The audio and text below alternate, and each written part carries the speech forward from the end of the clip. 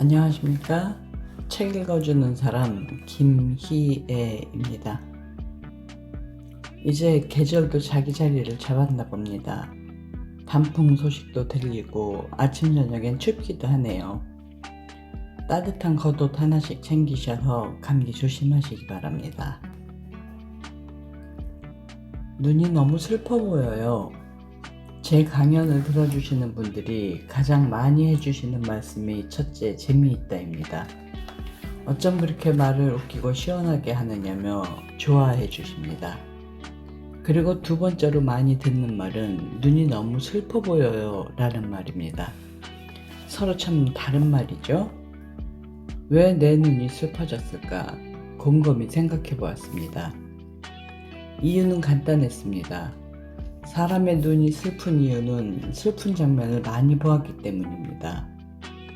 슬픈 소리를 많이 듣고 슬픈 감정을 많이 느낀 사람은 슬픈 눈을 갖게 됩니다. 외부의 자극과 상황은 고유한 눈빛을 만들고 얼굴 표정을 만들고 목소리를 만듭니다. 의도하지 않아도 꽁꽁 숨긴다 해도 감춰지지 않고 드러나게 마련입니다.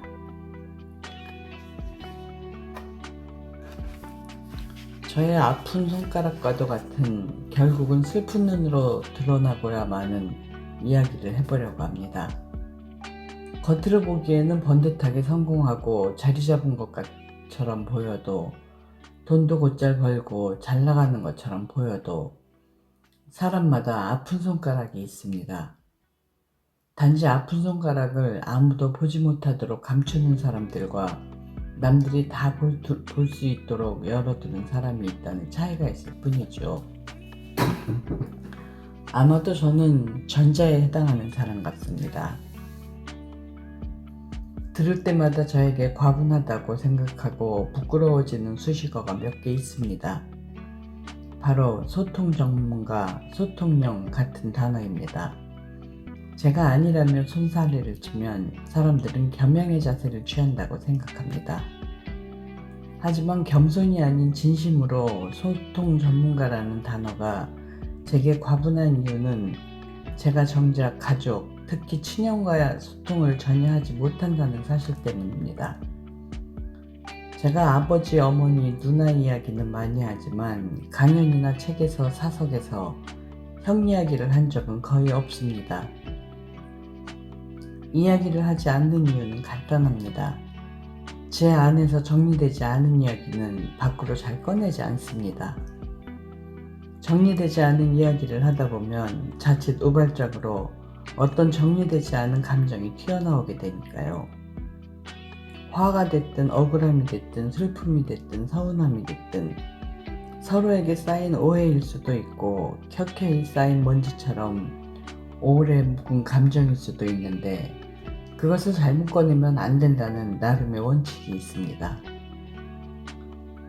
형과의 대화가 익숙하지 않은 소통 전문가라니 이건 가능한 말이 아니었습니다. 저는 집안에 큰 문제가 생기지 않는 한 형과 개인적으로 연락하는 일이 없었습니다. 오랜만에 가족 모임에서 만나도 대화라고 부를 만한 것이 없었습니다.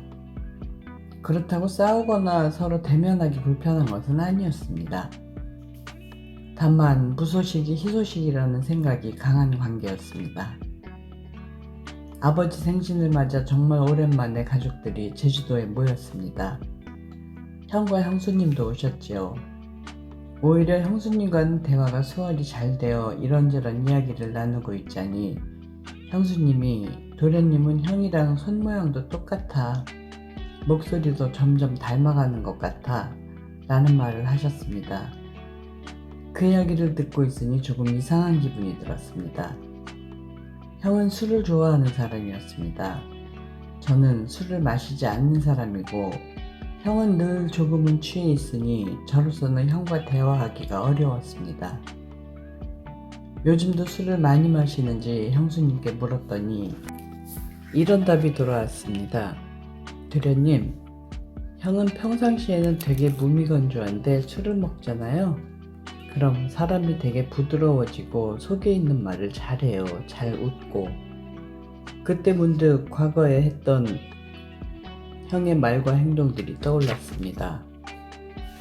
넌지시 술 한잔 할래? 라는 말을 건넸던 형이요. 그때 저는 속으로 술 먹고 헛소리밖에 더 해? 정신 똑바로 차리고 얘기해도 부족할 판에 라고 생각하며 형의 제안을 무시하곤 했습니다. 형이 종종 투덜대며 창욱이 저 녀석은 술을 안 먹어 뭐 말을 좀 할라 해도 하는 말들을 했던 기억도 떠올랐습니다. 형이 그때 저에게 같이 술 먹자고 했던 건 딱딱한 상황을 조금이라도 풀어보고자 대화의 워밍업을 해보고자 노력했던 것일 수도 있습니다. 술을 소통의 매개체로 저에게 다가왔던 건지도 모르겠습니다. 내가 너무 쑥스러운데 술을 마시면 마음이 조금은 열려. 너한테 하고 싶은 말도 있고 듣고 싶은 말도 있으니 우리 술 한잔 하면서 대화를 나눠보자라는 마음이지 않았을까요? 저는 나이 차이가 많은 형에게 대놓고 거절하지는 않았지만 분위기로 거절을 해왔습니다. 분위기도 언어니까요. 아마 형은 형대로 서운하고 답답했을 것입니다. 소통에도 워밍업이 필요합니다. 가족인데도 혹은 아주 친한 사이인데도 심지어는 자기 자신과도 대화가 단절된 사람들이 있습니다. 단절됐던 처음의 이유가 무엇이든 간에 시간이 흘러 대화 없음에 익숙해져 버린 것이죠. 그렇게 수십 년을 보낼 수도 있습니다. 하지만 이것이 문제라고 생각한다면 조금씩 시도해 보십시오. 갑자기 소통하려고 하면 안 됩니다. 갑자기 우리 대화 좀 해 라고 하면 거부감만 듭니다. 상대방은 방어적이 되고 가슴이 철렁 내려앉기도 합니다.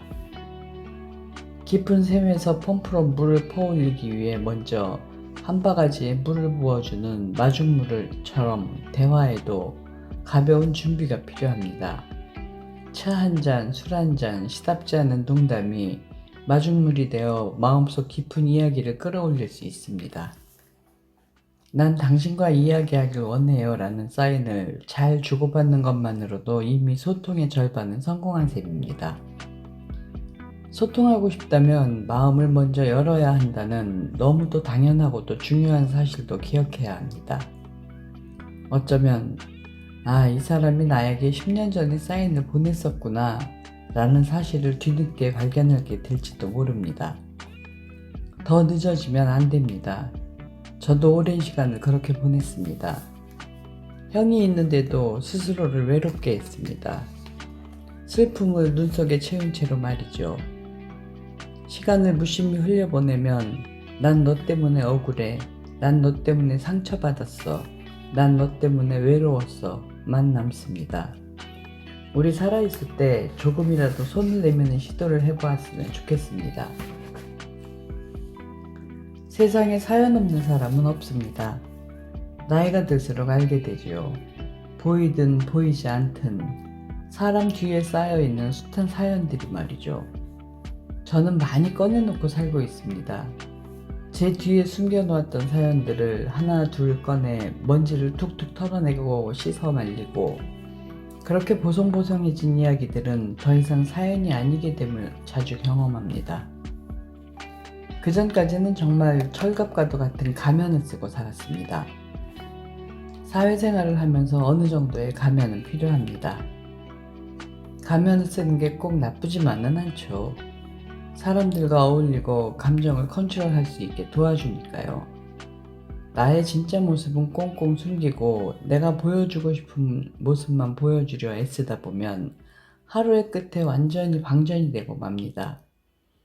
집에 도착해 혼자가 되었을 때 허무하고 쓸쓸해집니다. 저는 가면을 너무 어린 나이에부터 써서 왔습니다. 어렸을 때 부모님이 자주 싸우고 집안 분위기는 우울하니 자연스럽게 겁이 많고 자주 눈치를 보는 아이로 자랐습니다. 그때부터 얼굴을 가면으로 덮어버렸습니다.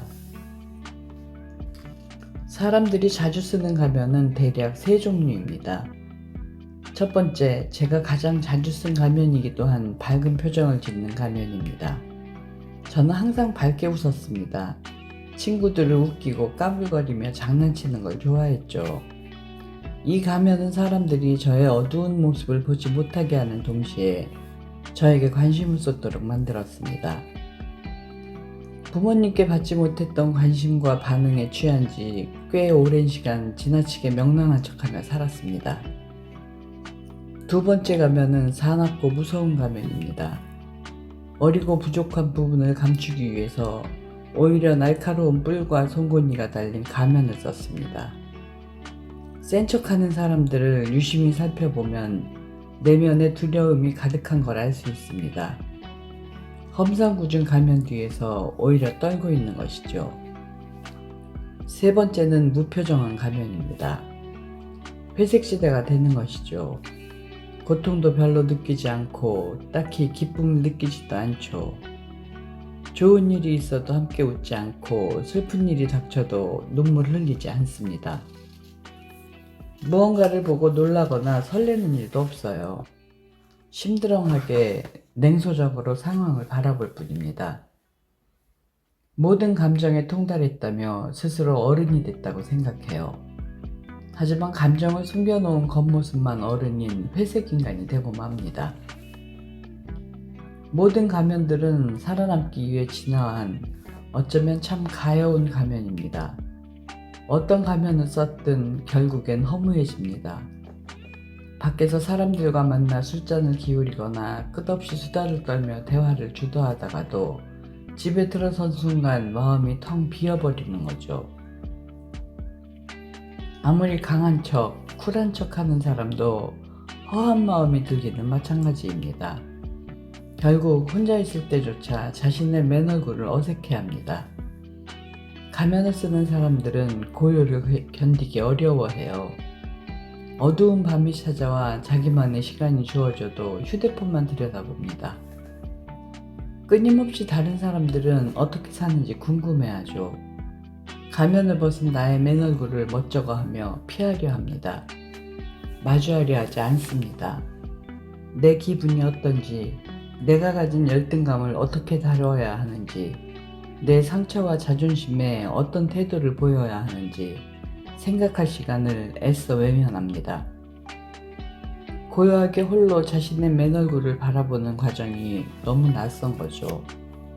그래서 필요 이상으로 사람을 만나고 과도하게 일회열중합니다. 가면을 쓰지 않겠다고 다짐한 사건이 하나 있습니다. 어렸을 때 세상 모든 가치를 판단하는 기준이 공부를 잘하느냐 못하느냐였습니다. 가족 중에 대학을 간 사람이 아무도 없었기 때문에 막내인 제가 꼭 대학에 들어가야 한다는 부담이 있었습니다. 누가 강요한 것은 아니지만 혼자 그 무게감을 지고 있었습니다. 그런데 대학 시험에 떨어지고 어머니마저 대학에 떨어진 저를 한심하게 보는 것 같았습니다. 엄마는 내 인생의 마지막 보루였는데, 엄마가 나를 사랑하는 느낌이 나를 살게 했는데 더 이상 미래가 보이지 않았어요. 정신을 차리고 보니 늦은 밤 바닷가 방파제 앞에 서 있었습니다. 죽고 싶다는 말을 직접 입으로 꺼내진 않았지만 그때 저는 모든 걸 다 포기하고 싶었어요. 제 짧은 경험으로는 사람은 죽으려고 죽는 게 아닙니다. 죽어야지 이렇게 결심하는 것이 아닙니다.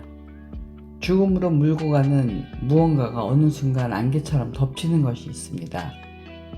저 역시 어떤 환경과 상황이 짙은 안개처럼 어두운 구름처럼 저를 덮쳐오는 느낌을 받았습니다. 죽기 전에 그래도 친구에게 말은 하고 가야겠다는 생각에 전화를 걸었습니다. 실은 위로받고 싶은 마음이 컸어요. 나 대학도 떨어지고 부모님께 실망만 드리는 것 같아. 그래서 지금 바다에 와 있는데 이런 말들을 주절주절 늘어놓았습니다.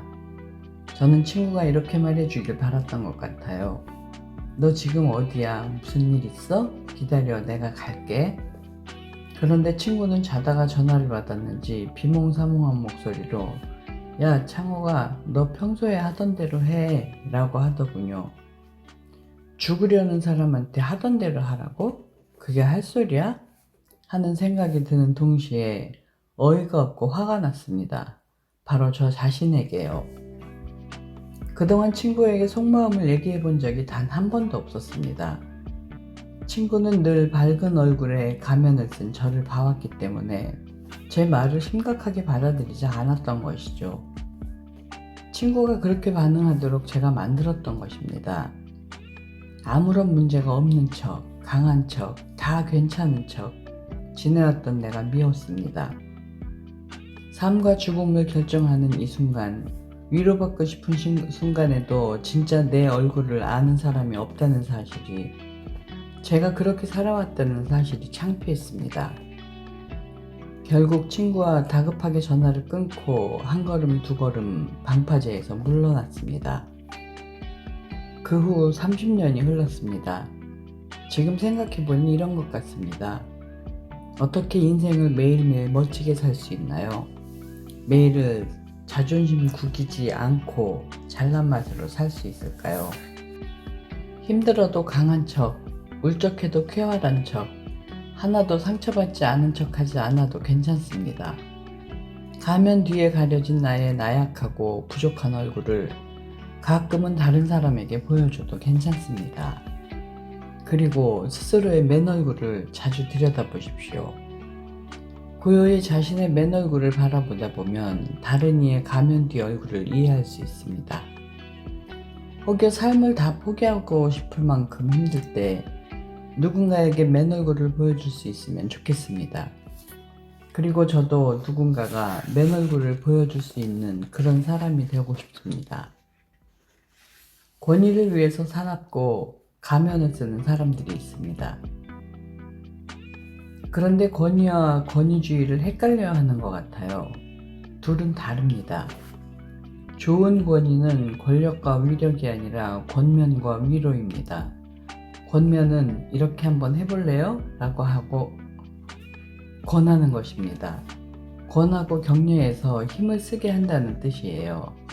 권면했는데 나이 어린 사람이나 후배, 부하 직원에게 통하고 위로를 했는데 상대의 마음을 열려 눈물을 흘린다면 그가 바로 권위 있는 사람입니다. 권위가 가능하려면 무섭게 말하거나 직급, 지위, 나이를 앞세운다고 되는 것이 아니에요. 실력은 높고 상대를 사랑해야 합니다. 그래야 권면과 위로가 돼요. 보통 실력이 높으면 마음도 높아집니다.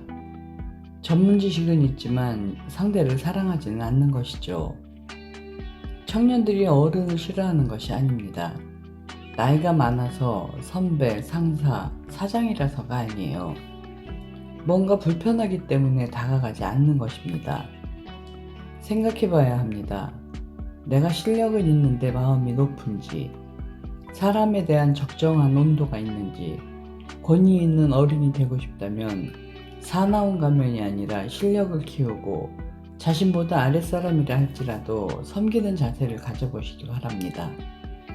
존중했기에 존중받을 수 있습니다. 당신은 남에게 맞추는 사람인가요? 아니면 할 말 다 하고 털어버리는 사람인가요? 하루는 누나에게서 문자가 왔습니다. 동생, 누나가 많이 아프다. 사람들이랑 만나면 숨쉬기 힘들게 아프고 눈물만 나고 밤에는 죽을 것처럼 가슴이 답답해. 억울하고 사람 만나는 게 너무 힘들어. 혼자 여행을 좀 다녀올까 해. 시간이 좀 지나고 쉬면 괜찮아질 것 같아. 누나에게 답장을 했습니다. 오랫동안 숨 참고 살았잖아. 이번에 어디 가고 싶은데 가서 조금 쉬다 와. 누나가 푹 쉬고 한결 나아지길 바랐지만 사람들과 관계만 맺는 방법을 바꾸지 않으면, 삶을 사는 방식을 바꾸지 않으면 여행 한 번으로는 좋아지지 않을 거라는 걱정이 들었습니다. 누나는 목사의 아내입니다. 남편이 큰 교회의 부목사로 있을 때 혹여 자신이 그 위치를 누릴까 경계해 고개를 깊숙이 숙였습니다. 그러다 남편이 작은 개척교회 목사가 되었을 때는 신도 한 명 한 명이 너무 귀해서 더 깊이 고개를 숙였습니다. 계속해서 눈치를 보고 맞추며 살았습니다. 그런 사람이 있습니다. 자식일 때는 부모 눈치를 보며 맞추고 결혼을 해서는 배우자 눈치를 보며 맞추고, 부모가 돼서는 자식에 맞추는 사람, 그렇게 영혼의 발뒤꿈치를 들고 조심조심 사는 사람. 여러분은 어떤가요? 할 말 못하고 계속 남에게 맞추는 사람은 세상에 좋은 윤활유 역할, 관절 역할, 디스크 역할을 합니다. 모든 충격을 다 자기가 받고 흡수합니다. 그런데 한도를 넘어서면 디스크가 터져버립니다. 신경이 눌리고 고통이 찾아옵니다. 그렇게 마음의 디스크, 영혼의 디스크를 진단받게 됩니다. 허리와 목, 척추가 아파본 사람은 알 것입니다. 몸의 중심이 아프면 모든 것이 고통입니다. 모든 것이 싫어지고 인생에 낙이 없어요. 사는 것도 먹는 것도 사람들도 모두 싫어집니다. 그냥 구석에 웅크리고 앉아 있어요. 자꾸 아프다 말하면 사람들이 지겹다고 할까봐, 그 말에 또 상처받을까봐 아프다는 말도 하지 않습니다. 그러니 너무 남에게 맞추고 살지 말고, 너무 착한 사람들이 하지 말고 나 편한 대로 사는 연습도 필요합니다. 최근 들어 마음의 병이 찾아왔거나 마음의 병이 생길 것 같은 징조가 있거나 영혼의 디스크가 밖으로 빠져나와 모든 것이 귀찮고 자연을 봐도 감흥이 없고 맛있는 음식을 먹어도 맛있거나 고맙지 않고 옷을 사도 기분이 좋지 않고 사람도 만나기 싫다면 스스로를 애정어린 마음으로 돌봐야 할 때입니다. 나는 어떻게 여기까지 왔는가? 나는 사람들과 어떻게 관계를 맺는가? 그리고 가장 중요한 것은 나는 나 자신을 어떻게 대하는가? 어느 날 내가 없는 것 같고 내 역할만 있는 것 같다는 생각이 찾아오기 전에, 그렇다면 나는 누구지? 라며 허무함이 찾아오기 전에 자신을 살펴야 합니다. 제가 항상 강조하는 것이 있습니다. 가장 좋은 것을 나에게 주십시오. 사랑과 애정, 관심, 좋은 음식, 좋은 음악, 좋은 책. 나를 함부로 대하지 말고 세상에서 가장 아껴주시길 바랍니다. 얼마 전 고용노동부에서 근무하고 있는 한 공무원을 만났습니다. 30대 초반의 주무관님은 민원인을 대하는데 어려움을 겪고 있다고 고민을 털어놓으셨어요. 고용노동부 특성상 직업과 관련된 민원이 들어오고 직업은 생계와 직결되어 있다 보니 마음에 여유 없는 분들을 상대하게 되는 경우가 많다고 하더군요. 월급을 제때 받지 못해서, 강제로 회사에서 잘려서 등등 한껏 날이 선 상태로 찾아오는 분들이 대부분이라 무작정 화를 내는 분도 간혹 있다고 합니다. 이럴 때 소통에 난처한 경우가 생기는데 이런 분들에게 어떻게 하면 해결 방안을 잘 안내해드리고 도움이 될 만한 정책을 소개할 수 있을지 고민된다고 하셨어요. 저는 그분의 말을 듣고 예전에 한 생명보험 회사에서 상담사들을 대상으로 강연했을 때가 떠올랐습니다. 상담사분들의 일부 통화 내용을 듣고 교정을 해주는 시간을 가졌는데요. 서비스직에 종사하시는 분들은 대부분 소울음정으로 고객을 대하라는 교육을 받습니다. 친절, 봉사, 미소를 지키며 하루에도 수십 명을 상대해야 하는 상담사의 고충은 실로 어마어마했었죠. 비슷한 문제와 애로사항이 반복되면 관성에 빠진 상태로 상담을 하게 됩니다. 평소처럼 한 상담사분이 사망사고가 난 유가족과 상담을 진행했습니다. 생명보험이라고 해서 모든 사망사고를 다 보장해 줄 수 있는 건 아니기에 계약서에 명시된 내용을 친절한 목소리로 하나하나 설명했습니다. 고객님, 그런 사망사건은 보장이 안 되겠습니다. 그랬더니 전화기 너머에서 이런 대답이 들려오더군요. 아니, 당신은 가족이 죽었는데 어떻게 그런 목소리로 웃으면서 말할 수가 있어요? 그래서 상담사가 다음번 전화에는 음정을 미에 맞춰서 통화를 했습니다. 그런데도 똑같이 화를 내는 겁니다. 다른 사람 바꿔봐, 높은 사람 나오라 그래. 목소리 톤도 바꿔보고 규정을 친절하게 설명했는데 이런 반응이 돌아오니 어찌해야 모르겠다고 토로했습니다. 이후 비슷한 상황을 접한 다른 상담사의 케이스를 들었습니다. 처음 고객의 전화를 받은 상담사는 교육받은 대로 솔톤으로 전화를 받았지만 고객의 이야기를 듣느라고 목소리 톤을 낮췄습니다. 타닥타닥 키보드 소리가 난 이후 상담사는 차분히 말을 이어갔습니다. 고객님, 죄송합니다. 저희가 도와드릴 수 있는 방법이 있다면 좋을 텐데 지금 같은 경우에는 해당이 되지 않아 지급이 어렵습니다. 죄송합니다. 침묵이 조금 흐른 뒤 상담사는 머뭇거리며 더듬더듬 한마디를 덧붙였습니다. 힘내세요. 상담원의 말투가 아닌 한 유가족의 이야기를 들은 평범한 사람의 말투였습니다. 그 말을 들은 고객은 울면서 이렇게 말했습니다. 고맙습니다. 여기 전화해서 힘내라는 말을 들을 줄은 몰랐어요. 정말 감사합니다. 두 명의 상담사 모두 자신의 일에 최선을 다했습니다. 주어진 규정에 따라 일을 했고 고객에게 정확한 정보를 전달하기 위해 노력했습니다. 진심의 한마디가 달랐을 뿐입니다. 일과 나 사이에 어느 정도 거리를 유지하며 냉정하게 판단해야 하는 경우도 많습니다. 모든 일에 진심을 다하기란 어렵겠죠. 우리는 회사나 집단 안에서 그리고 커다란 사회의 틀 안에서 살아가고 있습니다. 그 안에서 이게 맞는 말이니까 이렇게 할 수밖에 없으니까요. 라는 생각에 갇혀 나도 모르게 상처를 주기도 하고 상처를 받기도 합니다. 하지만 딱딱한 규정 속도에도 옳은 규칙 속에서 마음을 전할 때 생각지도 못한 긍정적인 결과가 나오기도 합니다.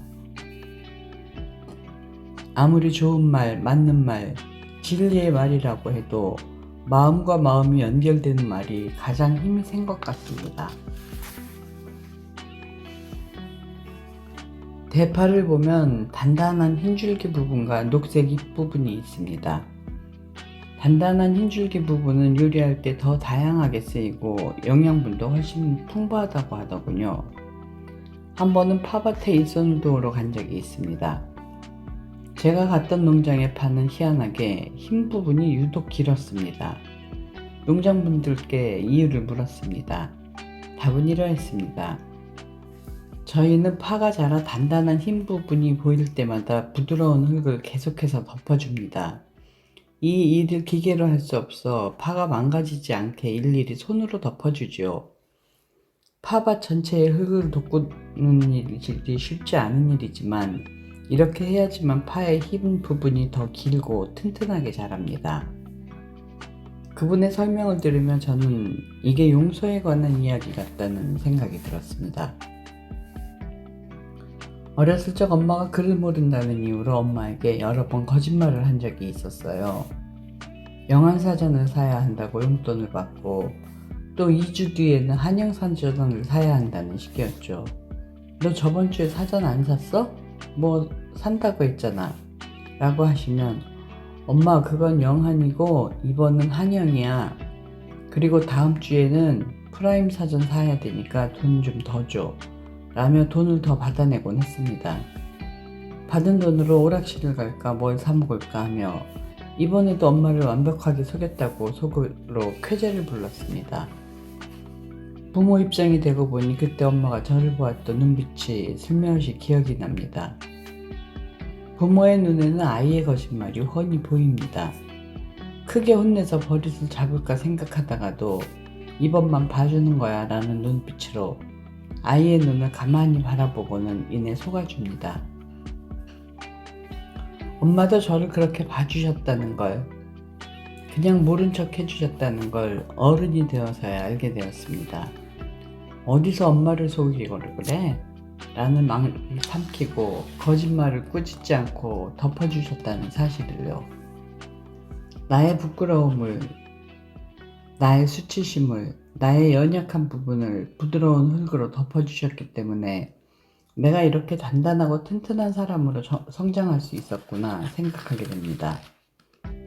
사랑하는 자식이 부끄러움이나 수치심 또는 죄책감을 느낄까봐 눈 감아준 엄마의 마음을 이제는 이해할 수 있습니다. 살다 보면 속살이 드러나는 것 같은 순간이 있습니다. 감추고 싶고 들키고 싶지 않은 순간이 오죠. 그래서 누군가를 속이게 되고 치부를 감추려 애를 씁니다. 집에 가면 딸이 아빠 하면서 반겨주고 저는 우리 은혜야 하며 세상 살갑게 받아줍니다. 그런데 쌍둥이 아들이 태어났는데 이 아이들이 누구인지를 모르겠는 거예요. 저는 아버지라는 단어를 알지 못하거든요. 부자간에 정이 없었기에 아버지와의 관계가 부재했기에 아버지와 제대로 소통해 본 적이 없었기에 아들에게는 어떻게 대해야 할지 아예 모르겠는 거예요.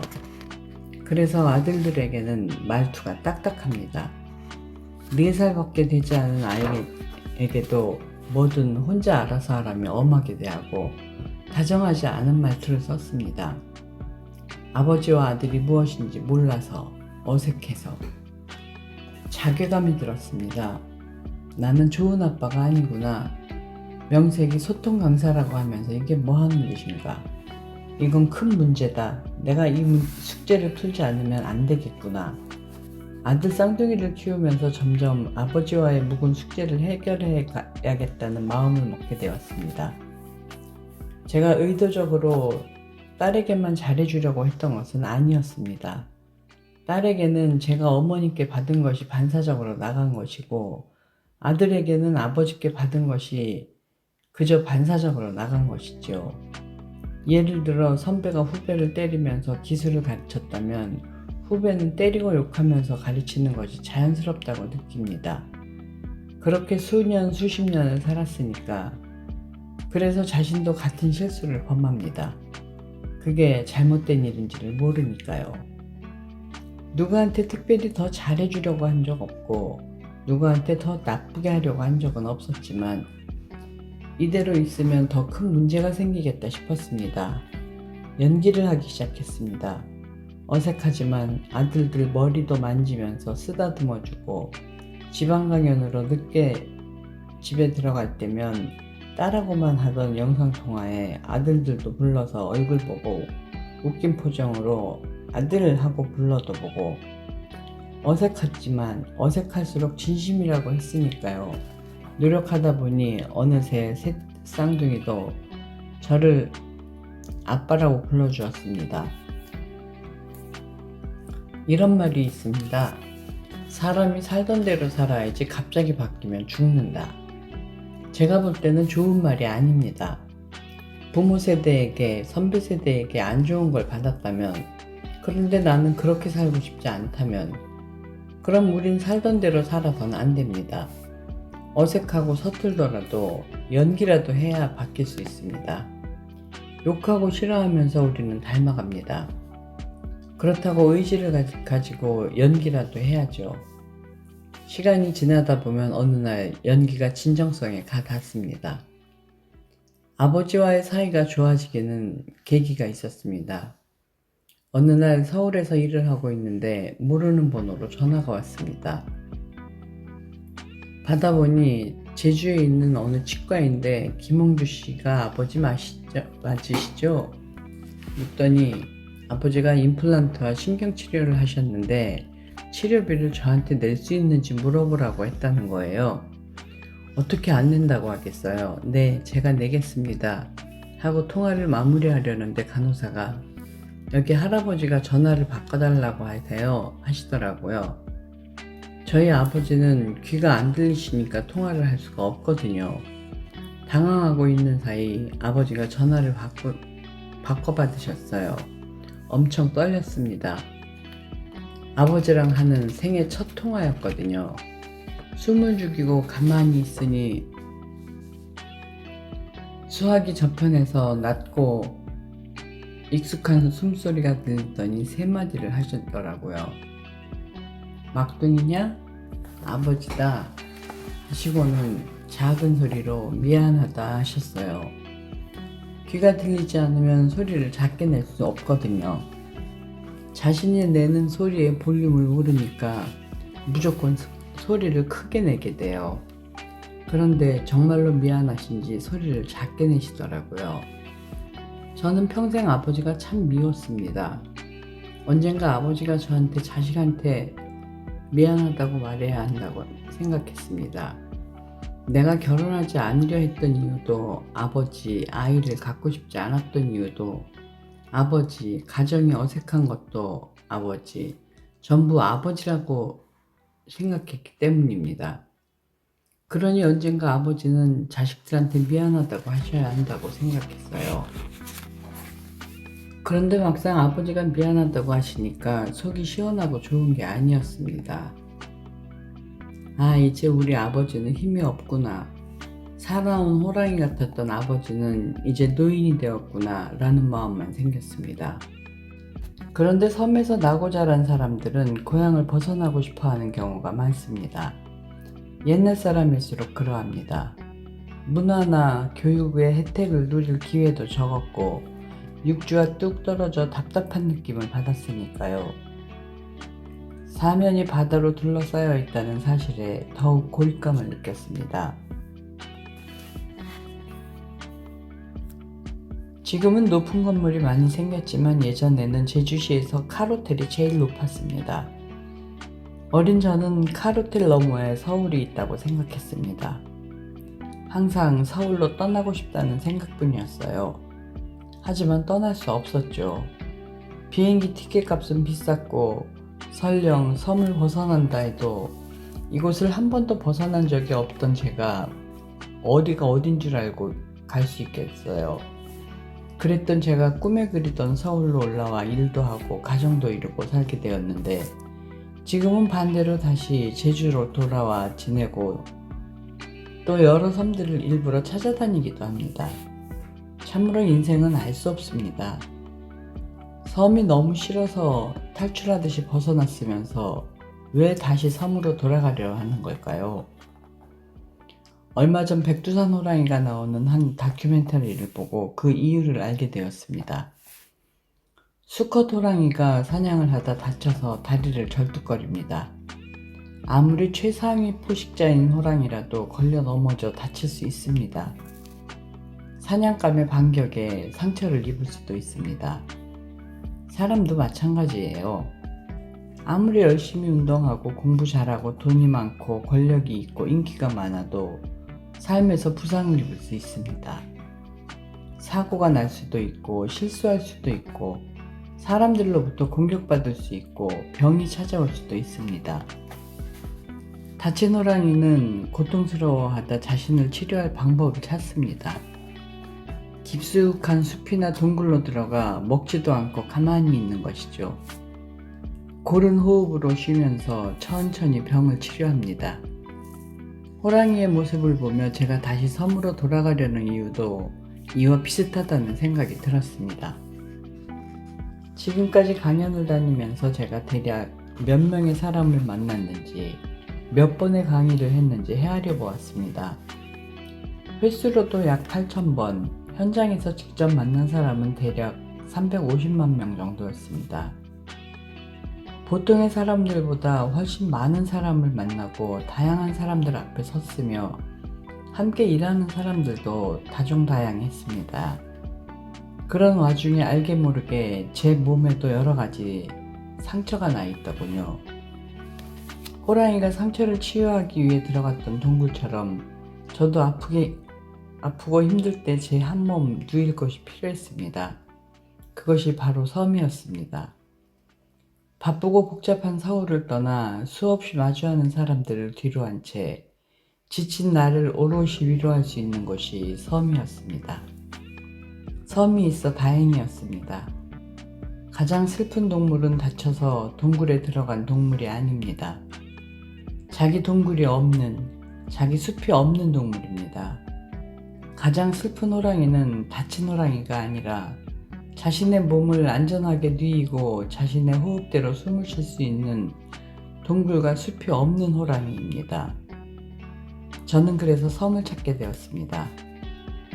제주도는 태풍이 오거나 기상 상황이 악화되면 비행기가 결항되기도 해서 날씨에 상관없이 차로 이동할 수 있는 섬으로도 종종 떠나기 시작했습니다. 전라남도 신안군 무려 1004개의 섬으로 이루어져 있습니다. 섬들끼리 연결된 다리가 있어 육지에서 배를 타지 않고도 섬으로 갈 수 있습니다. 고립되지 않고 언제든 육지와 연결될 수 있는 섬이지요.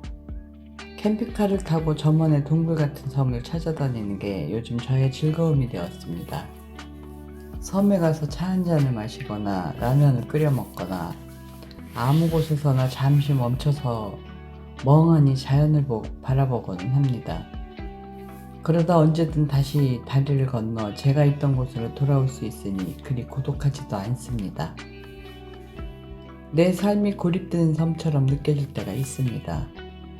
스스로 이 섬을 나갈 자신도 없고 그렇다고 누가 찾아와 주지도 않는 것 같아 두려울 때가요. 나를 지켜주는 공간이 오히려 나를 외톨이로 만들기도 합니다. 그때 다리가 있었다면, 용기 내어 건너갈 수 있는 다리가 단 하나라도 있었다면 어떨까요? 그럼 우리는 상처 입은 몸과 마음을 스스로 치유할 수 있는 힘을 동시에 기르는 동시에 가끔은 누군가에게 의지할 수 있는 용기를 내볼 수도 있을 것입니다. 우리는 모두 하나의 섬과 같은 사람들입니다. 그리고 그런 섬과 섬이 모여 아름다운 경치를 만들어냅니다. 섬과 섬 사이에 다리를 놓을 수 있다면 우리 인생은 그저 아프거나 쓸쓸하지만은 않을 것입니다. 상처를 처리하는 방식은 사람마다 다르겠지만 소통의 다리, 교류의 다리를 하나씩 놓아 너무 외롭지 않게 자신을 돌볼 수 있으면 좋겠습니다. 만나는 것도 어렵고 헤어지는 것도 어렵습니다. 나와 맞는 좋은 사람을 만나는 것도 어렵지만 더 중요하고 어려운 것은 잘 헤어지는 일입니다. 인간관계에서 생기는 문제는 만나지 못해서 생기는 문제보다 헤어져야 할 시기가 있고 헤어져야 할 상황인데 헤어지지 못해 생길 때가 훨씬 많습니다. 우리는 만남, 특히 연애에 너무 묵직한 무게를 두는 경향이 있습니다. 연애는 캐주얼하게 하는 것을 추천합니다. 연애는 이 사람을 열렬히 목숨을 다 바쳐 사랑하는 것이 아니라 이 사람을 사랑할 것인지 아닌지 알아가는 과정이라고 생각합니다. 그렇다면 사랑이라는 것은 도대체 무엇일까요? 제가 생각하는 사랑이란 그 사람의 짐을 나의 어깨에 함께 지는 것입니다. 나와 어울리는지, 나와 성향이 잘 맞는지도 중요합니다. 하지만 이 사람과 함께 짐을 질 각오와 의지, 감정이 있는지도 충분히 중요합니다. 그 모든 것을 알아가는 과정이 연애입니다. 강연 중에 이런 사연을 남기신 분이 있어요.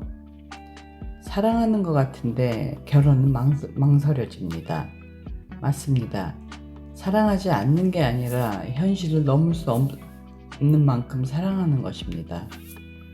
상대가 남의 짐을 나누어 질 생각이 없고 나 또한 그의 짐을 나누어 질 의지가 부족하다면 예의를 갖춰 말해야 합니다. 나는 당신의 짐을 질 의지나 감정이 아직 없습니다. 짐을 함께 나누어지지 않으면 사랑으로 지속하기 어렵습니다. 사람들은 흔히 이 사람 나랑 안 맞아 라고 이야기하는데 나와 안 맞는 것이 아니라 나와 맞지 않는 그 부분을 나누어질 의지가 지금 내게 없는 것입니다. 그리고 그것은 나쁜 것이 아니에요. 그것은 온전히 자신의 선택이에요. 좋은 선택을 하기 위해서 많은 사람을 만나봐야 하는 이유이기도 하고요. 그러니 만났다 헤어졌다고 해서 한 번, 두 번, 세 번, 네 번 이별해봤다고 해서 나의 가치가 떨어졌다거나 내 영혼에 상처가 났다고 생각하지 마십시오. 삶을 알아가는 과정입니다. 이별했다고, 이혼했다고, 파혼했다고, 자신에게 문제가 생겼다고 생각하지 마세요. 삶을 경험하고 있는 것 뿐입니다. 물론 아픔은 있습니다. 아픔이 있다 해서 그 아픔을 우리의 존재 안으로 갖고 들어오지는 마세요. 많은 사람들이 연인에게 사랑을 받으려 하고 버림받지 않으려 합니다. 하지만 사랑은 받는 것도 주는 것도 아닙니다. 사랑받고 싶다, 사랑을 준다, 심지어 사랑을 베푼다. 모두 어폐가 있습니다. 사랑은 하는 것입니다. 주체적인 인간으로서 내가 가치를 느끼는 것에 마음과 에너지를 쓰는 것이에요. 이것이 사랑입니다. 사랑의 주체는 나 자신이에요. 내가 어떤 사람을 알아보고 만나는 것이에요. 그러다 잘 안 될 수도 있고 어느 선에서 한계를 느낄 수도 있어요.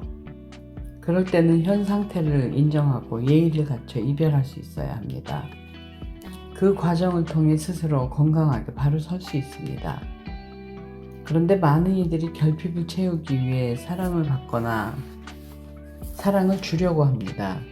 외롭다고, 내 안에 어딘가가 비어있다고 성급하게 사람을 만나지 마십시오. 혼자 있어도 괜찮을 때 사랑을 하십시오. 그리고 그의 짐을 나누어 질 마음과 의지가 생기지 않는다면 그땐 건강하게 헤어지십시오. 비록 아픔이고 상실이지만 실패도 흉도 아닙니다. 제가 자주 하는 말이 있습니다. 배고플 때 장 보지 말라는 말과 저녁에 의지를 사지 말라는 말. 배가 고플 때 장을 보면 불필요한 것들을 많이 사게 됩니다. 저녁에 의자를 사러 가서 의자에 앉으면 배고플 때 장 보지 말라는 말과 저녁에 의자를 사지 말라는 말. 배가 고플 때 장을 보면 불필요한 것들을 많이 사게 됩니다. 저녁에 의자를 사러 가서 의자에 앉으면 하루의 피곤함을 가득 안고 있는 나의 몸은 모든 의자를 편안하게 느낍니다. 그리고 덧붙여 말합니다. 외로울 때 아무나 만나지 말라고요. 삶에서 만나는 많은 문제들은 선택에 의해 일어납니다. 뭔가를 선택하고 나서 뒤늦게 후회하고 스스로 원망합니다. 그때 그 선택을 하지 말걸 하고 말이죠. 배고프거나 피곤할 때 선택하는 것은 적절하지 않습니다. 너무 목마르고 너무 배고플 때 급히 먹으면 탈이 날 수 있습니다. 그러니 얼추 배가 고플 때 챙겨 드시고 목마르기 전에 물을 마셔야 합니다. 외로울 때도 적당한 고요의 시간을 가지되 외로움에 함몰되기 전에 건강한 연결을 시도하십시오. 개인적으로 인간관계와 소통에 가장 관심을 기울입니다. 그 부분이 스스로 부족하다고 생각하기 때문에 채우고 치유하려고 관찰하고 공부하고 깨치고 이야기하며 나누는 것입니다. 관계 맺기에 서툴러서 불통을 너무 오래 경험해서 저는 인간관계와 소통을 주제로 강연을 하는 사람이 되었습니다. 어쩌면 참 아이러니한 일입니다. 부모님과 관계가 좋은 분들을 보면 명절이나 특별한 날이 아니더라도 아무렇지 않게 전화를 걸고 시간이 나면 불쑥 찾아뵙기도 합니다. 부모님 생신이나 추석이 아니더라도 그냥 지나가다 생각나서 들렀어요. 뭐 하시나 궁금해서 전화해봤어요. 라며 평소에도 연락을 하고 찾아뵙습니다. 그런데 부모님과 사이가 서먹한 분들을 보면 특별한 날에만 찾아갑니다. 어쩌다 한번 댁에 가서는 핑계를 내며 금방 돌아가려고 하지. 차가 막혀서요. 내일 출근을 해야 해서 일찍 가봐야 할 것 같아요. 라며 부랴부랴 떠날 준비를 합니다. 어릴 때는 어쩔 수 없이 함께 살 수밖에 없었다면 성인이 되어 독립하니 부모님과 있는 시간이 더 불편해진 것이죠. 저는 후자에 가까웠습니다. 특별한 일이 아니고서는 가족과 잘 모이지도 않았고 연락도 어쩌다 한번 드리는 정도였으니까요. 부모와 자식 관계가 꼭 출렁거리와 비슷하다고 느껴지게 된 때가 있습니다. 출렁다리는 건너가기 위한 목표보다 관광지 명소로 존재하는 경우가 많죠. 바다, 산, 호수 등 주변 경치가 좋은 곳에 출렁다리가 놓여 있습니다. 걸음마다 흔들리는 긴 다리를 건너기 위해 많은 사람들이 모여듭니다. 다리 끊어지는 거 아니야? 무서워하기도 하지만 결국엔 안전할 거라는 믿음이 있으니 끝까지 건널 수 있습니다. 출렁대는 다리가 오히려 리듬감 있게 느껴지고요. 다리 위에서 스릴도 즐기고 주변 경치를 감상하고 시원한 바람을 맞기도 하면서 무사히 즐겁게 건너갑니다. 부모와 자식은 출렁다리를 사이에 두고 살아갑니다. 서로가 서로에게 건너가기 위해선 어느 정도의 흔들림을 감수해야 합니다. 하지만 다리가 너무 심하게 흔들린다면 우리는 서로에게 건너갈 수 없습니다. 건널 때마다 아슬아슬하니까 반대편으로 넘어갈 이유가 생기지 않으면 아예 건너가지 않습니다. 불안한 다리가 되어버렸으니 건너는 것 자체로 상당한 에너지가 필요하기 때문이죠. 소통을 할 때마다 어딘가 불안하고 심하게 마음이 요동치니 꼭 필요한 대화나 용건만 주고받는 사이가 되어버립니다. 출렁거리를 건너는 것이 마치 외줄타기를 하는 것처럼 느껴져요. 좋은 관계는 목적이 없어도 계속 이어가려 합니다. 관계의 다리가 좋으면 건너는 것 자체로 즐거워요. 시시콜콜한 대화도 별것 없는 사소한 일상도 덩실덩실 교류합니다. 특별한 의도나 긴장감이 없이 관계가 이어집니다. 특히 가족 안에서 이런 관계가 유지되려면 보기보다 큰 노력이 필요합니다. 안정감을 바탕으로 한 흔들거림, 즉 갈등 상황은 쉽게 해결하기 위해 서로를 존중하는 말투, 예의 있는 태도, 상대의 이야기에 귀 기울이는 자세가 필요합니다. 그런데 가족이기 때문에 이러한 관계의 기본을 간과하는 경우가 많습니다. 가족은 괜찮아, 가족이니까. 가족이잖아, 이해해야지. 가족에 대한 기본인식이 조금 어긋난 것은 아닐까요? 존중과 예의, 배려가 가족 안에서 지켜지지 않으면 작은 갈등 상황에서도 관계가 크게 요동치게 됩니다. 소통의 가장 큰 오해는 무례함입니다. 가장 가까운 관계일수록 의식하지 않으면 무례를 범하기 쉽거든요. 내가 엄마니까, 내가 아빠니까, 내가 널 아니까, 너 잘되라고 하는 말이니까, 널 사랑하니까 하며 툭툭 내뱉는 말들은 비록 사실일지라도 서로를 인정하고 배려하는 상황에서 이루어지지 않으면 관계를 해치는 말이 됩니다.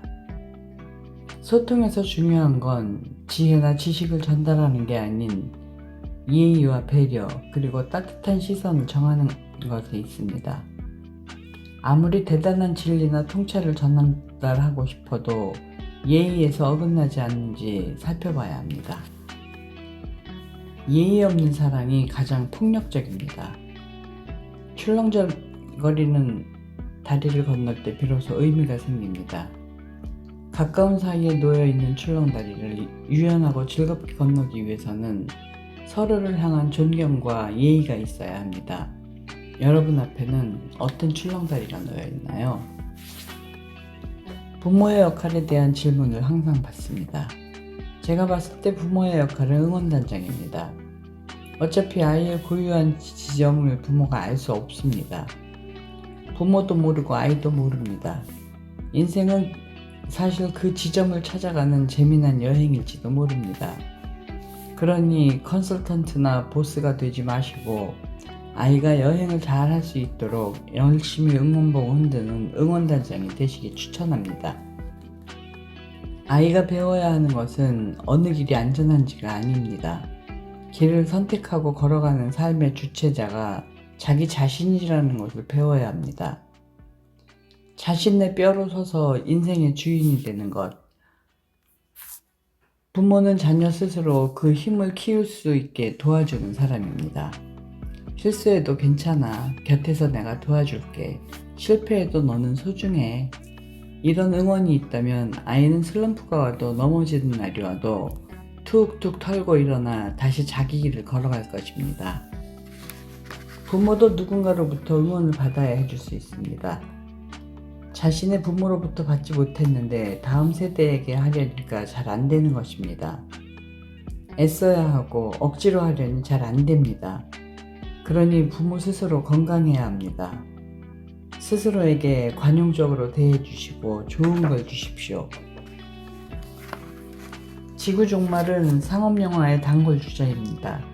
바이러스가 지구를 장악하기도 하고 먼 우주에서 행성이 떨어지기도 합니다. 달이 지구에 가까이 다가오기도 하지요. 달과 지구의 거리는 평균 38만 4천 킬로미터라고 해요. 어느 정도의 거리냐면 태양계의 모든 행성을 나열해도 남을 정도라고 합니다. 달이 지구에 가까워지면 달의 인력이 강해져서 해수면이 상승하고 밀물과 썰물의 차가 무섭도록 커지는 등 지구에 재앙이 시작됩니다. 달과 지구는 지금의 위치에 있을 때 서로를 지키며 아름다울 수 있습니다. 저는 사람도 하나의 행성과 같다고 생각합니다. 행성과 행성은 서로 각각의 에너지를 가지고 각자의 자리에 있습니다. 지구와 달이 너무 가까워지면 지구가 종말을 맞이하듯이 사람과 사람 사이도 마찬가지입니다. 서로 너무 가까워지면 관계에 종말이 옵니다. 왜냐하면 에너지와 에너지는 반드시 부딪히게 되어 있거든요. 인간관계에서 걱정거리는 정말 중요합니다. 적정한 거리가 적절한 온도를 만들어내거든요. 태양과 가장 가까운 수성은 너무 뜨겁습니다. 두 번째로 가까운 금성도 생명체가 살아가기엔 너무 뜨겁습니다. 네 번째로 가까운 위치에 있는 화성은 반대로 너무 춥습니다. 지구, 세 번째로 가까운 이 적절한 위치에 있는 지구에서만 생명이 탄생하고 살아갈 수 있습니다. 적정한 거리는 절대적인 기준이 아닙니다.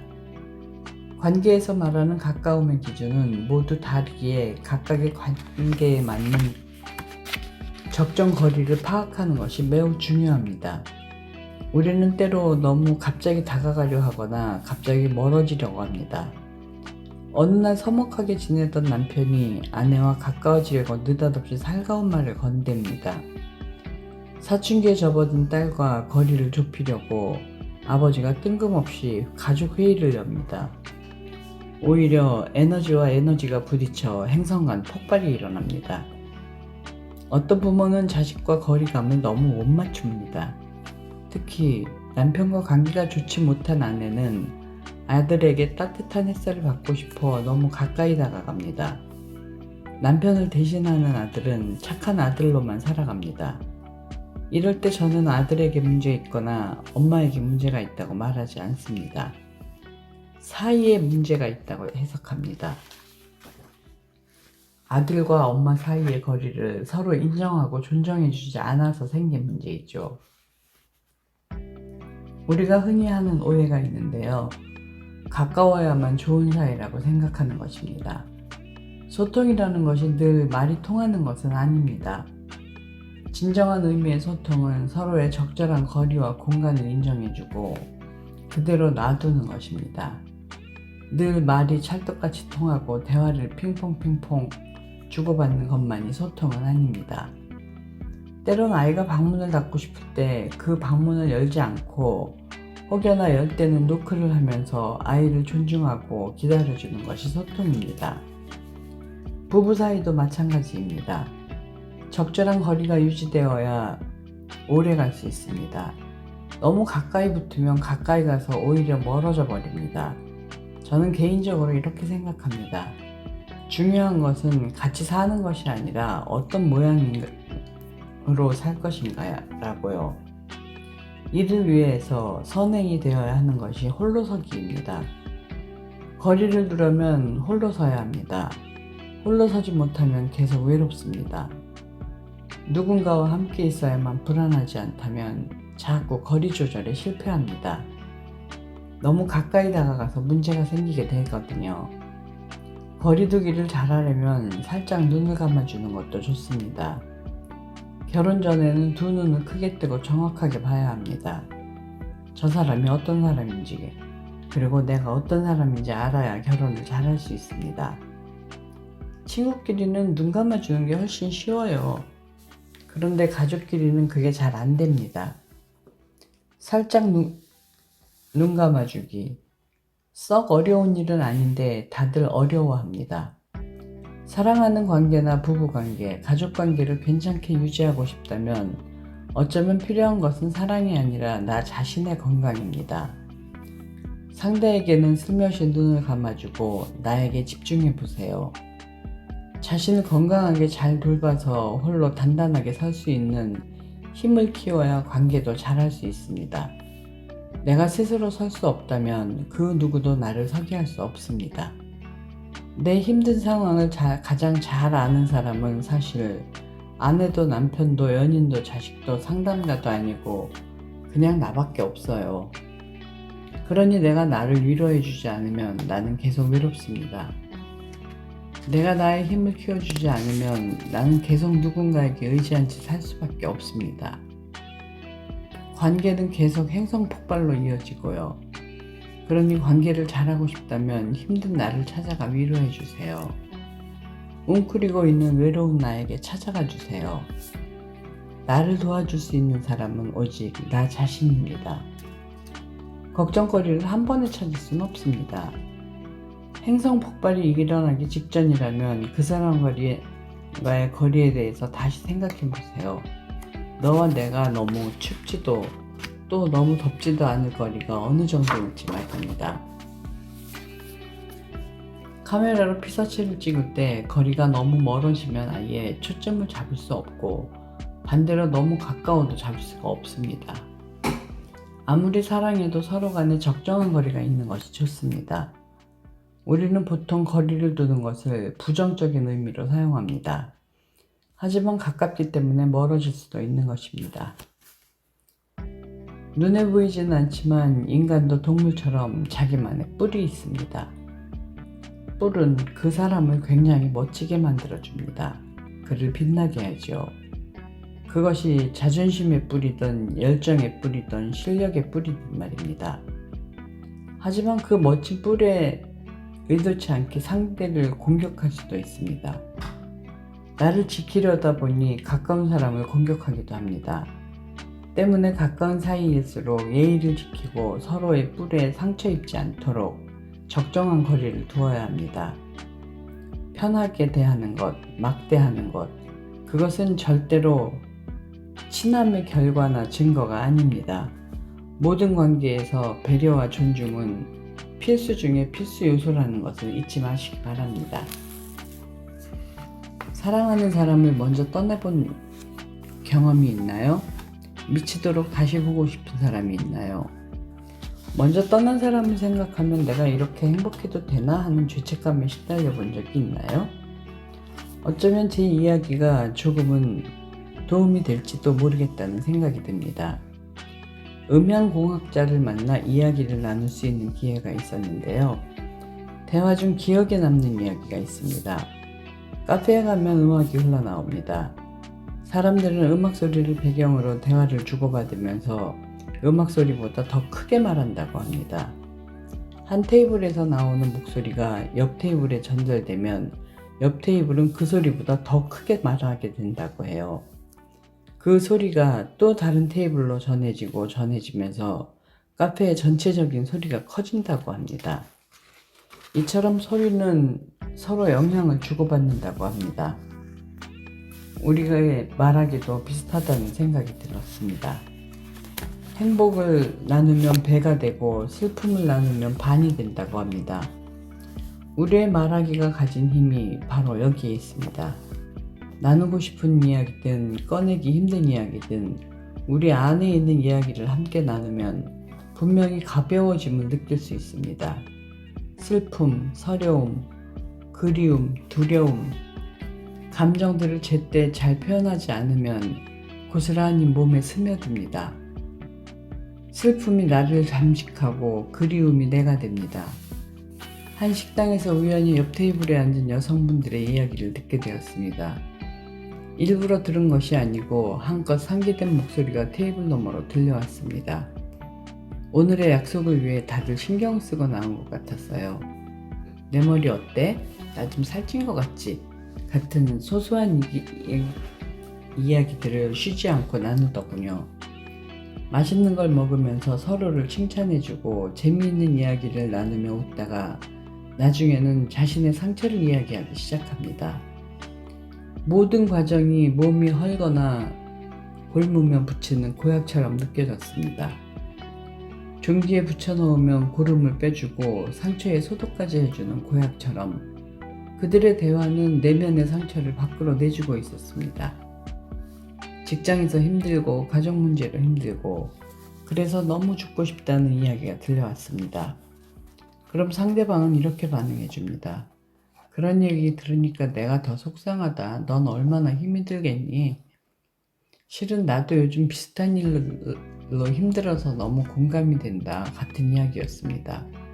그렇게 울다가 먹다가 또 웃다가 서로의 속마음을 나누고 있었습니다. 그들의 대화에 근본적인 해결책이나 조언 같은 것은 없었습니다.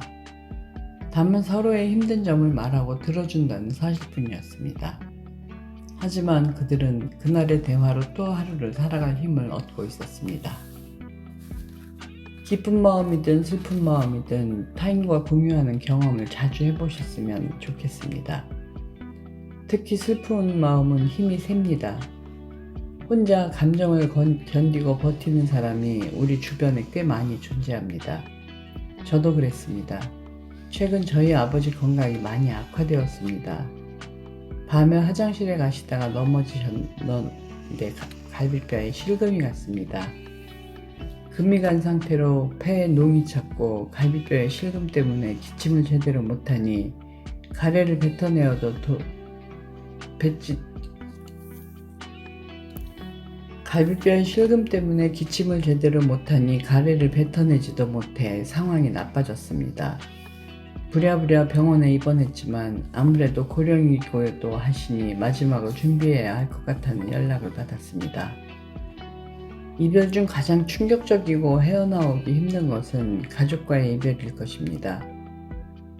많은 경우 헤어짐은 갑작스럽게 찾아오기 때문에 극심한 고통과 슬픔에 빠져 현실을 받아들이기 쉽지 않습니다.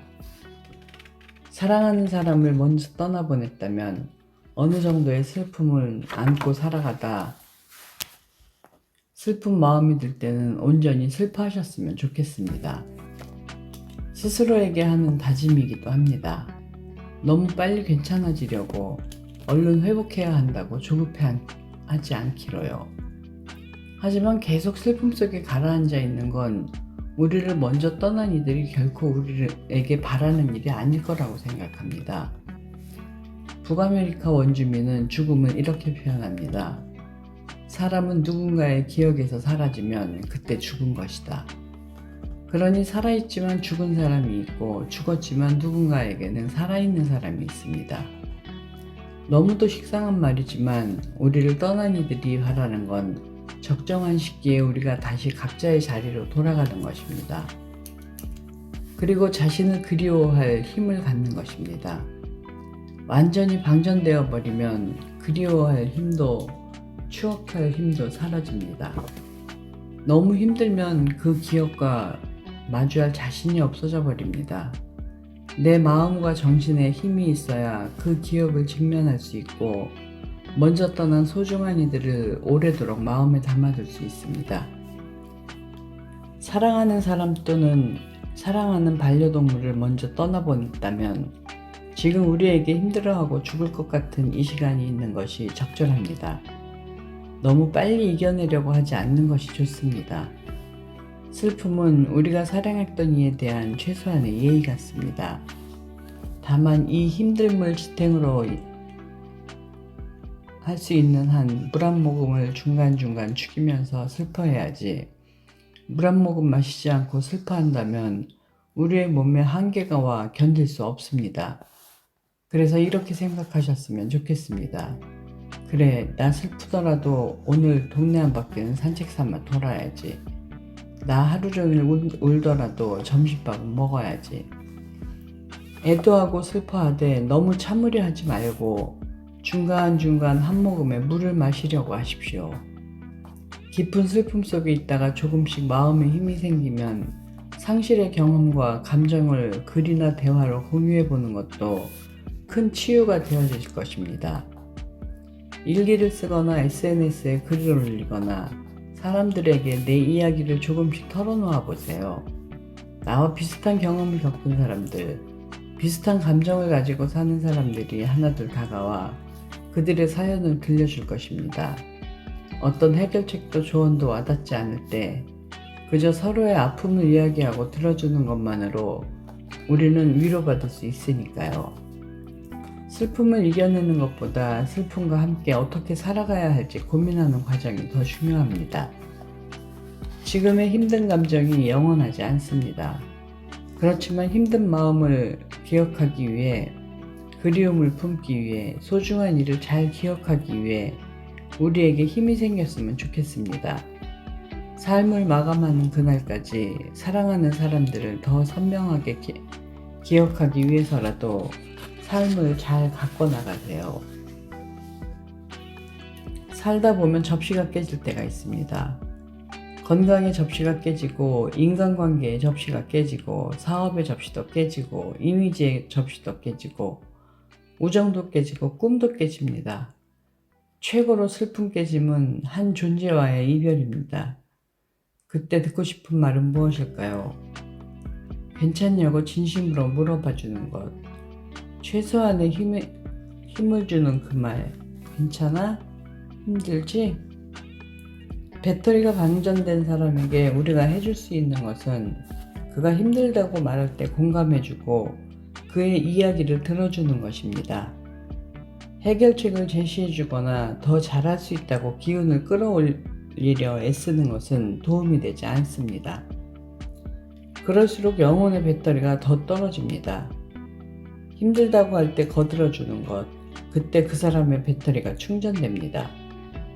영혼의 배터리가 2%밖에 안 남았다면, 만약 내가 그런 상태라면 나에게 말없는 위로를 해줄 사람을 찾아가세요. 그 곁에 고속이 아닌 천천히 저속으로 충전하시길 바랍니다. 저한테는 아주 오래된 숙제가 있습니다. 마음속 깊은 채증 같은 숙제입니다. 제게 딸아이 한 명과 쌍둥이 아들 둘이 있는데, 딸하고의 관계는 아주 이상적인 부녀 관계예요. 딸아이 이름은 은혜인데 별로 부른 적이 없는 것 같습니다. 왜냐하면 공주님으로 불렸거든요. 그 일 이후로 아버지와의 사이가 아버지는 모르게 제 속으로 조금씩 좋아졌습니다. 아버지와 대화를 한번 해보고 싶어졌습니다. 아버지하고 대화를 해본 적이 없었거든요. 아버지, 제 말 들리시죠? 그냥 이렇게 말해보고 싶었어요. 태어나서 그걸 한 번도 못 해봤으니까. 그래서 내가 아버지가 무엇인지 모르니까. 아버지의 부재에 대한 커다란 공허함, 그 비어있음이 나에게 자꾸 슬픔의 자양분을 주고 아들과의 관계에 영향을 준다는 걸 알았으니까. 아버지를 위해 내가 할 수 있는 일, 저는 아버지의 들리지 않는 귀를 고치는 것으로 대화에 물꼬를 트고자 했습니다. 사실 아버지의 귀는 고칠 수 없을 거라고, 결국 소리를 찾지 못하실 거라고 생각했습니다. 대한민국 제일 큰 병원, 제일 좋은 선생님께 가서 검사를 하고, 아버님은 70년 동안 귀가 안 들리셔서 수술이 안 됩니다 라는 말을 들으려고 했습니다. 그럼 전 아들의 도리를 다 한 것이고, 이렇게라도 오랜 숙제는 해야 되겠다고 생각한 거죠. 그런데 의사 선생님 말씀이 인공 와우 수술을 하면 귀가 들릴 것 같다는 것이었습니다. 와우가 한자로 달팽이관이라는 뜻인데, 소리를 전기 신호로 바꿔서 뇌에 전달하는 장치래요. 청력을 잃은 지 70년이 된 사람도 수술을 하면 들을 수 있다는 것입니다. 드디어 인공와우 기기를 착용하는 날 의사가 소리가 크세요? 하고 물으니까 아버지가 우와 우와 오메 오메 우와 우와 소리가 들려. 우와 크고만. 연신 감탄사를 내뱉으시더라고요. 마치 어린아이처럼 환호하고 감동하고 신기해 하셨습니다. 그러더니 우리 막둥이가 고맙다 하셨습니다. 수술하시고 나서 며칠 후에 집에 전화를 걸었습니다. 그때 아버지가 저를 부르시더라고요. 막둥이냐? 아버지다. 일방적인 부름이나 외침이 아니라 저를 진짜 부르시더라고요.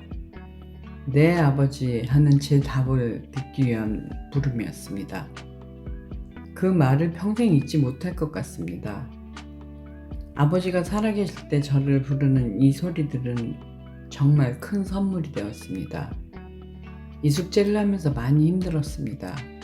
내가 이걸 왜 한다고 했지? 누가 하라고 한 것도 아닌데 하는 생각이 계속 들었습니다.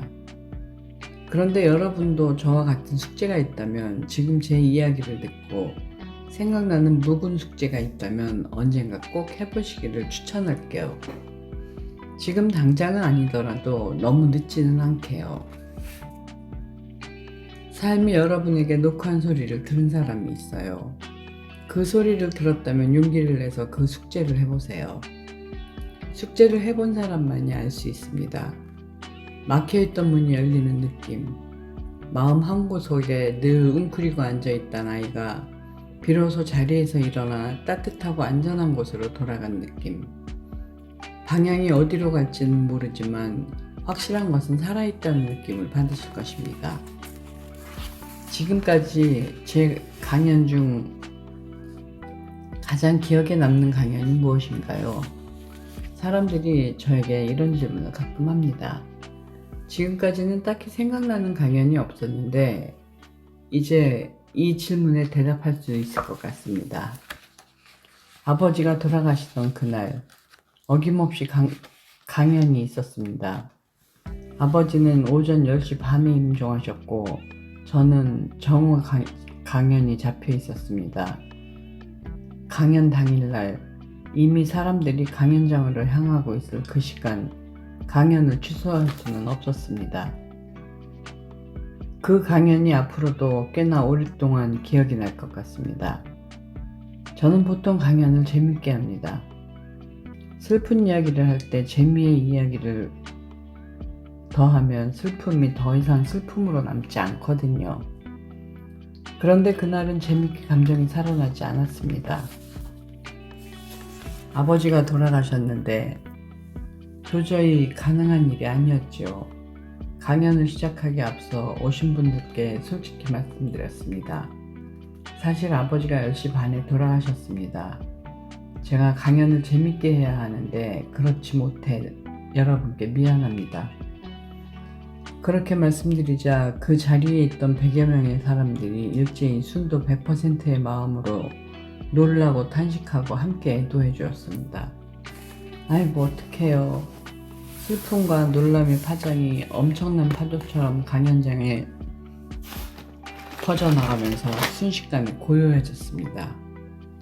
그 고요는 매우 부드럽고 적당한 따뜻함으로 저를 감싸 안아 주었습니다.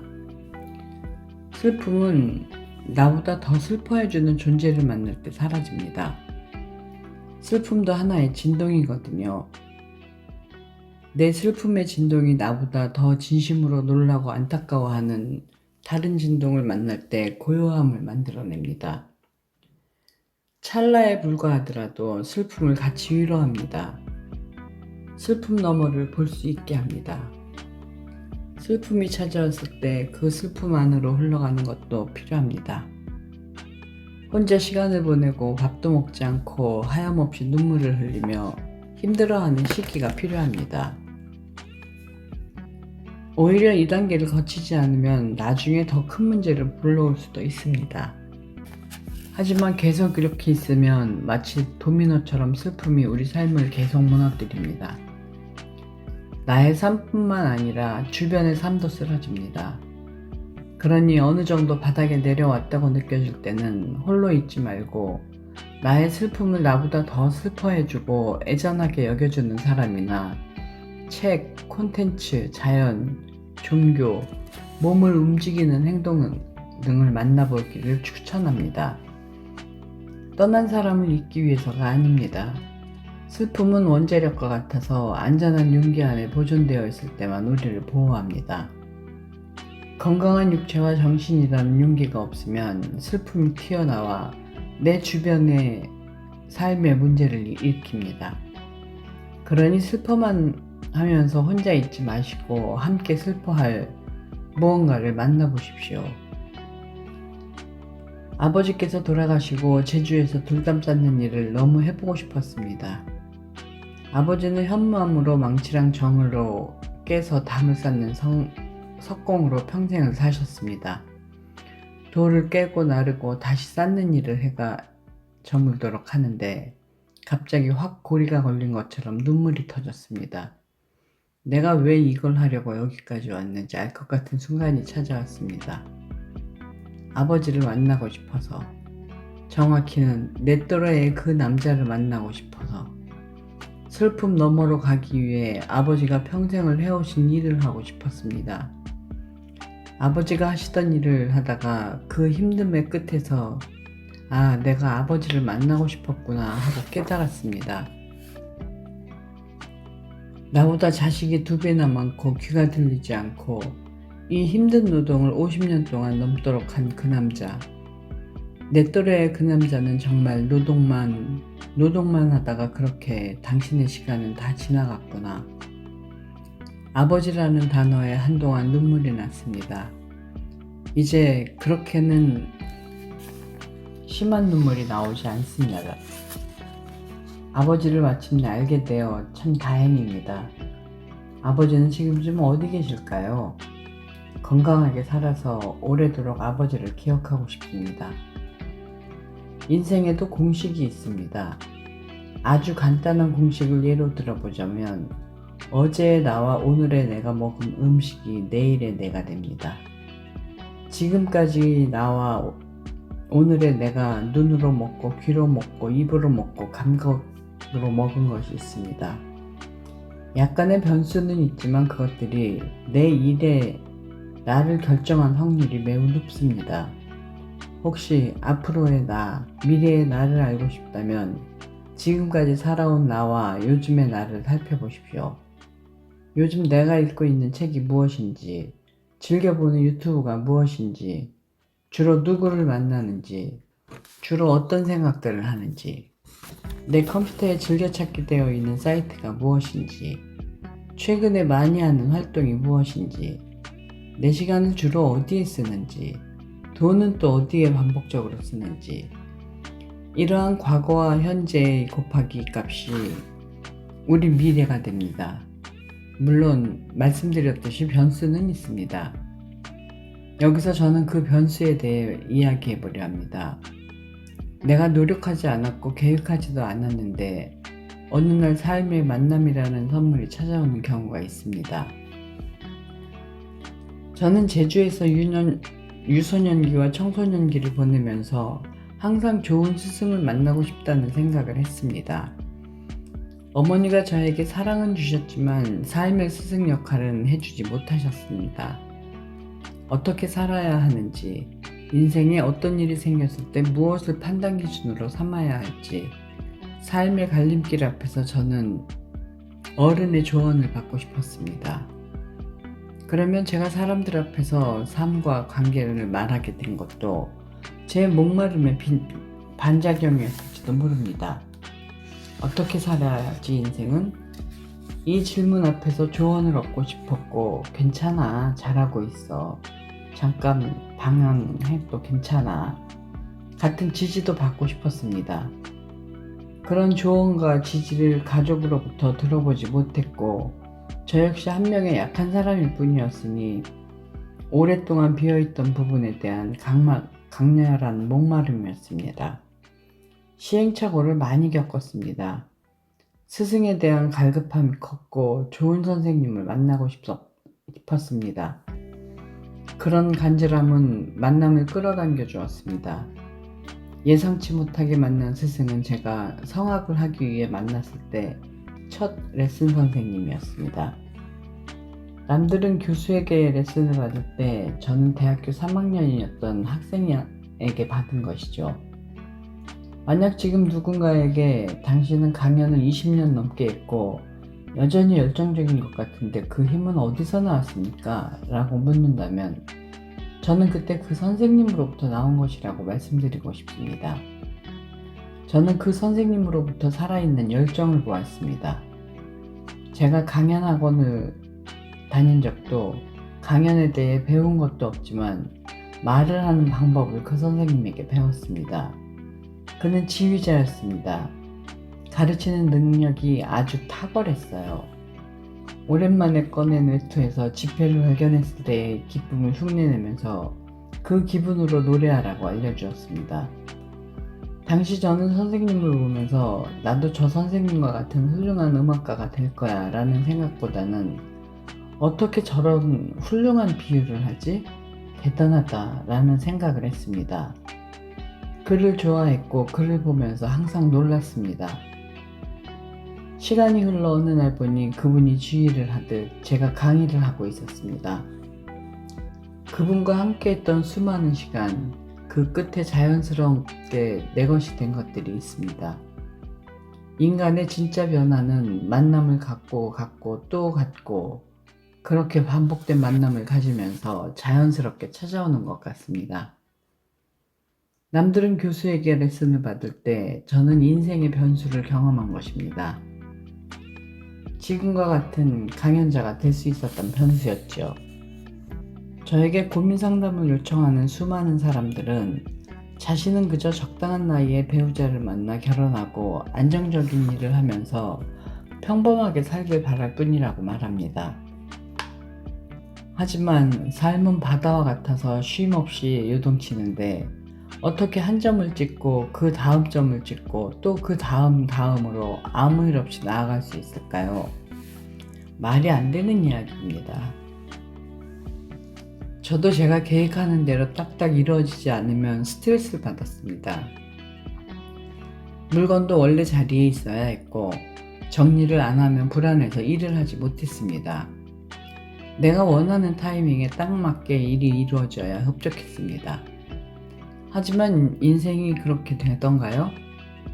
그러니 계획은 세우되 계획대로 되지 않을 때 유연하게 반응하고 대처하는 방법을 배워야 합니다. 계획대로 안 되었을 때 너무 당황하고 절망하면 오히려 다른 세계로 나아갈 수 있는 기회를 잃어버리는 것입니다. 삶의 유연함을 지녔을 때 다양성의 문도, 가능성의 문도 열립니다. 지금은 계획대로 되지 않는 변수가 밉고 짜증날지 모르지만 그것이 내가 감히 상상해보지 못한 내일의 나를 위한 초석이 되어줄지도 모릅니다. 제가 공통적으로 반복해서 드리는 조언이 있습니다. 좋은 만남을 반복해서 갖고 좋아하는 일을 하세요. 저도 제가 만나고 싶은 무언가에 대해 항상 생각합니다. 그 과정 속에서 발견하게 되거든요. 세상에는 이토록 진정성 있게 자기 삶을 살아가는 사람들이 많다는 것을요. 그 느낌이 참 좋습니다. 한 사람 한 사람 안에 큰 우주가 있고 그 안에서 항상 배울 점과 매력을 발견합니다. 꽃을 보고 좋아할 때 누가 제일 좋을까요? 꽃을 보고 좋아하는 자신입니다. 매사에 불만스럽고 불평하는 것보다 겨울에는 눈을 만나고 가을에는 단풍을 만나고 여름에는 바다를 만나고 봄에는 피어나는 꽃을 만나고 그 모든 것을 누리는 사람의 삶은 그렇지 않은 사람들과 비교할 수 없을 정도로 충만할 것입니다. 당신이 만난 존재들이 곧 당신이 될 것입니다. 오늘은 김창옥의 나를 살게 하는 것들 중 마지막 챕터였습니다. 여러분도 살게 하는 것들을 찾아 아름다운 날들로 채워가시길 바랍니다. 책 읽어주는 사람 김희애였습니다. 감사합니다.